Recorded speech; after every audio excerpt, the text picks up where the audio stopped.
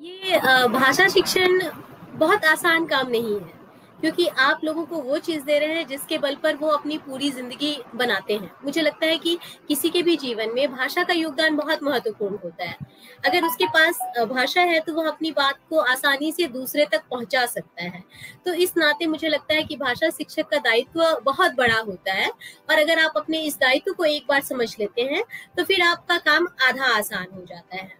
तो हमारा जो मुख्य काम है वो ये है कि बच्चे पढ़कर समझ सके और सोचकर लिख सके, तार्किक अभिव्यक्ति कर सके, चिंतन कर सके, और उनकी जो भी अभिव्यक्ति हो उसमें मौलिकता हो। तो ये चीजें हमें बेसिकली लैंग्वेज में, भाषा में चाहिए होती है। बच्चों से हमारी ये आशा होती है। तो इसके लिए सबसे पहले तो हमारे यहाँ जो बच्चे आते हैं 9वीं क्लास में, तो उसमें अधिकतर बच्चे जिसको हम बोलते हैं धारा प्रवाह बोलना, या एक अच्छे वाक्य संरचना में अपनी बात को लिख पाना, तो उसमें बहुत से बच्चे इसको नहीं कर पाते हैं। तो इसको करने के लिए हमने क्या किया कि पहले हम एक मॉक टेस्ट लेते हैं, और उसके बाद बच्चों को बांट देते हैं 3 भाग में। एक भाग तो वो जो औसत से अच्छे हैं, ऐसे भी कुछ बच्चे हमारे पास आते हैं।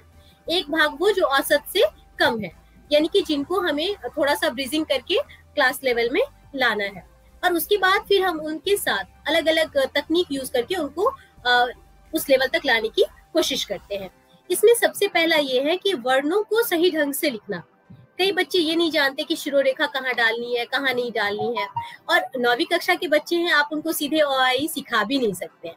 तो उनका मन ना दुखे, इसलिए गतिविधियां करते हैं कुछ ऐसी जिससे कि बच्चे सभी अक्षर पर बराबर से ध्यान दे सके। आप यहाँ भी देखेंगे कि एक हिंदी दिवस पर बच्ची जो है वो अक्षरों को चिपका रही है एक पेड़ पर। तो ये एक बहुत साधारण सी एक्टिविटी है, लेकिन इसको करते हुए, चिपकाते हुए, देखते हुए और बार बार अपनी कक्षा में इसको देखकर बच्चे वर्णों के सही स्वरूप से आसानी से परिचित हो जाते हैं।